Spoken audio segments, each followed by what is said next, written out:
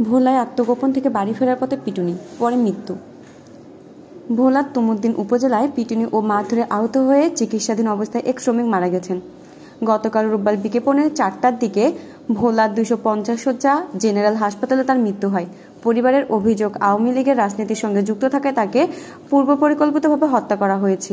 নিহত শ্রমিকের নাম মোহাম্মদ সেলিম, বয়স 45।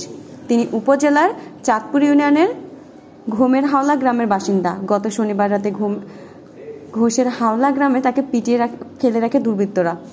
পরিবারের দাবি, গত বছরের 5 আগস্ট আওয়ামী লীগ সরকারের পতনের পর সেলিম আত্মগোপনে যান। এরপর শনিবার রাতে তিনি বাড়ি ফেরেন।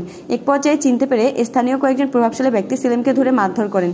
পরিবারের দাবি, হাত পায়ে পেরেক ঢুকিয়ে এবং শরীরের বিভিন্ন স্থানে ধারালো অস্ত্র দিয়ে আঘাত করে মুমূর্ষু অবস্থায় সেলিমকে রাস্তার পাশে ফেলে রাখা হয়। সেলিমের স্ত্রী রেখা বলেন, তার স্বামী আওয়ামী লীগের রাজনীতি করতেন বলে দীর্ঘদিন ধরে হুমকি দেওয়া হচ্ছিল। শনিবার রাতে সেলিম মুঠোফোনে জানান তিনি বাড়ি আসবেন। রেখার ভাষ্য, তিনি তাকে আসতে নিষেধ করেছিলেন। পরে রাতে শুনতে পান বিলের দিক থেকে তাকে ধরে নিয়ে যাওয়া হয়েছে। লোকজনের মুখে শুনতে পান সেলিমকে পিটিয়ে হাড়গোড় ভেঙে ফেলা হয়েছে। স্থানীয় বাসিন্দারা বলেন, গতকাল সকালে ঘোষের হাওলা বাজারের কাছে একটি দোকানের পাশে সেলিমকে মুমূর্ষু অবস্থায় পড়ে থাকতে দেখে পুলিশে খবর দেন তারা। পরে সেলিমের পরিবারের সদস্যরা ঘটনাস্থলে যান।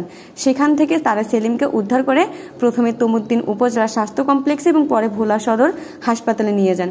এ বিষয়ে পরিবারের পক্ষ থেকে লিখিত অভিযোগ বা মামলা পেলে আইনানুগ ব্যবস্থা নেওয়া হবে বলে জানিয়েছেন তমুদ্দিন থানার ভারপ্রাপ্ত কর্মকর্তা মোহাম্মদ খান। তিনি বলেন, ঘটনাটির তদন্ত চলছে।